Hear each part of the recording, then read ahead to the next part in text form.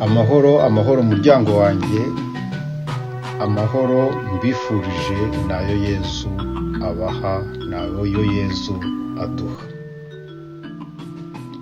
Nkomeje kubashimira, mbashimira uburyo mudufasha mukora subscribe, mukora share y'ibi biganiro, kandi ndabashimira. Uwo ni Muderi Ascension, umukoranabushake mu ngoma ya Yesu Kristo. Dore rero inyokomuntu. Impamvu mbabwira inyokomuntu ni uko uyu munsi nshaka kuvuga ku ubushinyaguzi dukora buri muntu ku rwego rwe, uhereye ku mwana urimo gushinyika inyuma ya murumuna we bamaze guhana cyangwa mukuru we bahannye, ukagenda ukagera ku musaza urimo kuvuga ngo awawa nari naramubwiye. Reka mpere ku mbwa y'umugabo. Imbwa y'umugabo nikurya ntacyo uzavuga. Kubera iki? Kubera ko nyirayo ari umugabo, ahubwo uzavuga uti ni ngewe wayisagariye. Hari n'umuntu bajyaga baserereza kera ngo yagonze umuntu, ngo uwo muntu arahaguruka aravuga ngo mbabarira nakwandurije imodoka, kugira ngo wumve ko n'icyuma gishobora kugira agaciro kurusha umuntu. Uyu munsi ujya kureba umuzamu w'urugo w'igipangu cyangwa se umuboyi, boss adahari cyangwa se niwe boss yaba ahari, akagusuzugura nkaho ahari ari iwe. Ubwo simvuga umusekreteri ukurebera inyuma y'uturinete, uri mu mwaka ibyo ugomba kumwaka kandi ubyemerewe, ariko akagusuzugura. Kubera iki? Kuko aho ngaho yicaye ahafite ubutware n'ubutegetsi. Ariko bene uyu gusuzugura bibindi noneho iyo muziranye ashaka kukwihimuraho. Ibisinda bivuga ngo ntaruke abashinzwe umutekano iyo bakugabijwe n'ababayobora.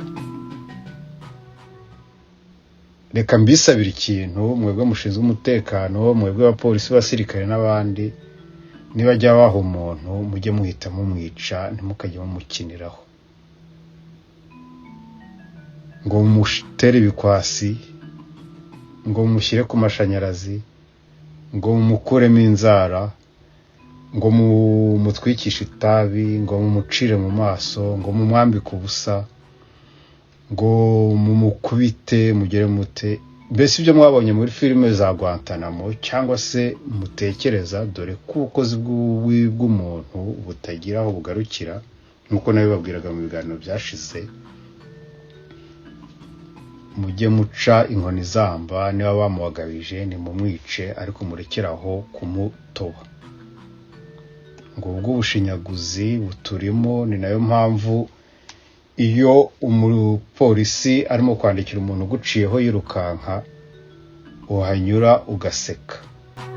Niyo mpamvu muri makeya ntago turi beza. Iyo dusomye muri Matayo 27 kugera kuri 30, ubwo afite akanya muzasome Izayi 50, musome Izayi 53, musome ndumva ari Zaburi ya 22 cyangwa 20, ntabwo narebye ubwo ariko wenda nzareba. Batubwira amagambo akurikira: maze abasirikare b'umutegeka bajyana Yesu mu rukiko, bamuteranirizaho ingabo zose, baramwambura, bamwambika igishura gitukura, hanyuma baboha ikamba ry'amahwa, barimutamiriza mu mutwe, bamufatisha n'urubingo mu kiganza cy'iburyo, bagatera ivi imbere ye, bakamushengura bavuga bati urakarama mwami w'Abayahudi. Nuko bakamuvunderezaho amacandwe, bagafata rwa rubingo bakamukubita mu mutwe. Ubwo kugira ngo nuzuze ibyanditsemo, ubwo nagiye no kureba muri Yohana 19:5, nuko Yezu asohoka yambaye ikamba ry'amahwa n'igishura gitukura. Pilato arababwira ati nguyu wa muntu. Ubwo wa muntu biri hagati y'udukubo. Iyo dusomye ubwo tundakomeza muri Mariko 15:39, umukapitene w'abasirikare wari umuhagaze imbere abonye ukuntu apfuye aravuga ati nukuri uyu muntu yari umwana w'Imana. Reka rero tugaruke kuri aya magambo kuko ndashaka ko tugenda tureba umurongo ku wundi. Ntago biba biryoheye kumva mu matwi, ariko ni ngombwa kuko bituma tubasha kumva Bibiliya cyangwa gusoma Bibiliya cyangwa kumenya ibintu biba biri mu kubice iyo bitganisha. Ahangaha batubwira yuko ubwo ni muri 27 batubwira ko Yezu bamusubiza mu rukiko agakikizwa n'ingabo. Urukiko ruhagarariye iki? Ruhagarariye ubutabera cyangwa ukuri. Ariko hano urukiko ruhagarariye iki? Ikinyoma. Ingabo ubwo ni izihe? Ni iz'abene urukiko. Hano zihagarariye iki? Inyigisho zose. Ubwo rero hano icyo birimo bishushanya ni uko ikinyoma n'inyigisho zigiherekeje byari bizengurutse Yezu.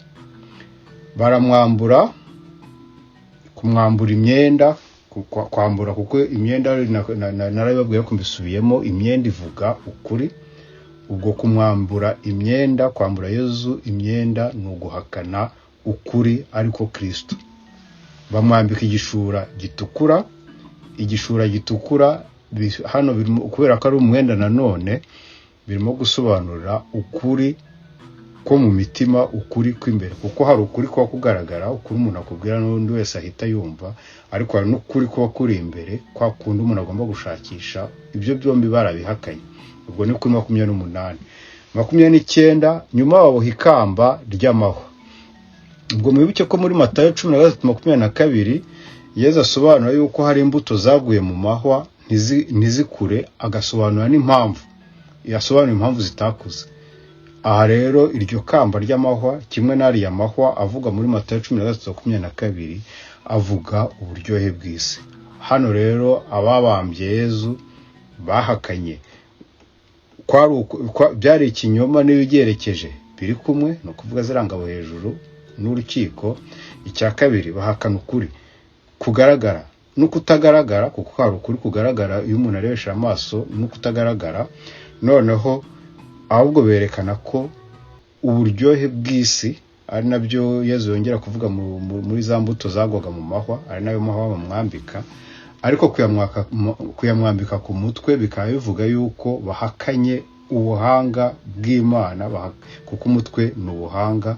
Ariko noneho kubimwambika nk'ikamba, ikamba ni ikimenyetso cy'ubwami, ubwami ni iki?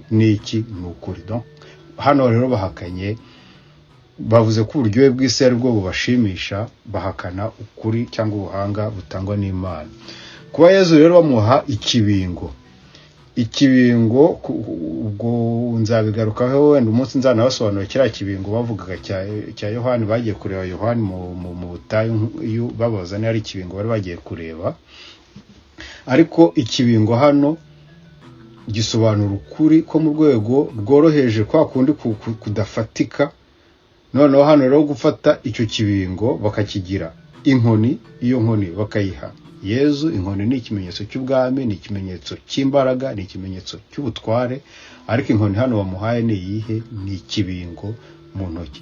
Muri makeya bahakanye ubushobozi n'ubuhangange bwose bw'ijambo ry'Imana, bw'umwana w'Imana, bwa Yezu. Noneho bagatera imbere ivi bakamushengura bavuga baturakarama mwami w'Abayahudi. Ahangaha kuvuga ko ari umwami w'Abayahudi ni uko bavuga ko nta kuri muri kiliziya, nta kuri muri kiliziya bariyo, ni ukuvuga Abayahudi. Ubwo rero ukwemera kwacu mu buryo bwimbitse, cyangwa se ukwemera kwabo ku buryo bwimbitse, bari baguhakanye.